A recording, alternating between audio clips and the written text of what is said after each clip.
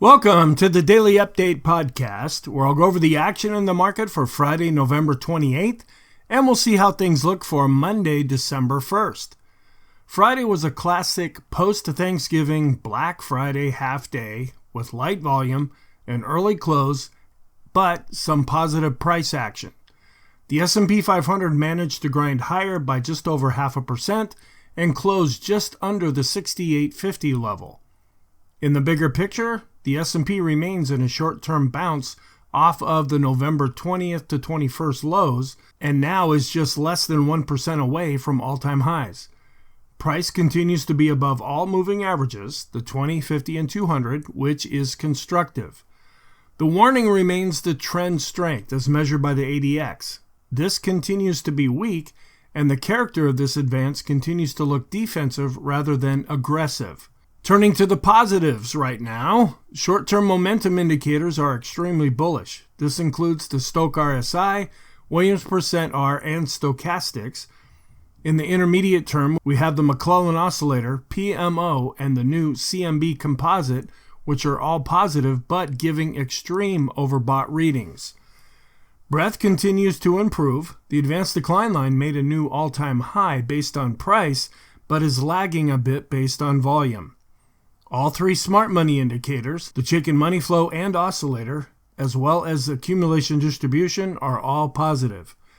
Sentiment remains deeply pessimistic below 25, a level that has historically provided contrarian bullish fuel.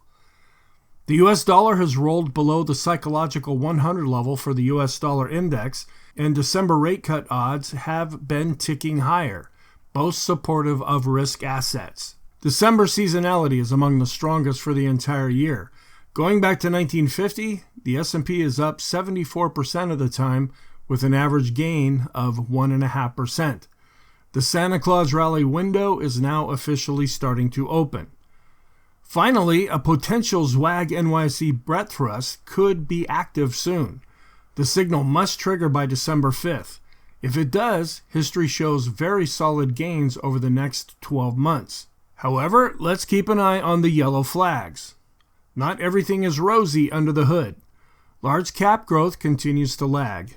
The Magnificent Seven stocks, semiconductors, and discretionary are not leading this move higher. The leadership in November came from healthcare, up almost 10% over the month. Energy did well, and staples. This is all classic defensive rotation. The Hindenburg omen that was confirmed in October remains active and is still valid for another 6 weeks. Short-term readings are getting stretched, and the distance away from the 20-period moving average is overextended. Valuations continue to detach further from long-term earnings trends, and trend strength is still weak but positive. In short, price is king, and it's pointing higher, but the engine is running on defensive sectors, not the growth sectors that typically power sustainable bull legs. What are we watching? On Monday evening, 8 p.m. Eastern, Fed Chair Powell will give a speech. His tone on the FOMC meeting and the likelihood of another rate cut will be market moving.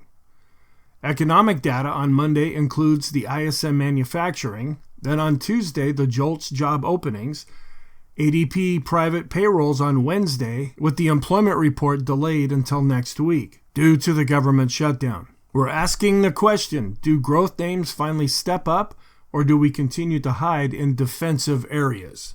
In conclusion, the market is acting fine on the surface, higher highs, higher lows, improving momentum, and a strong seasonal tailwind.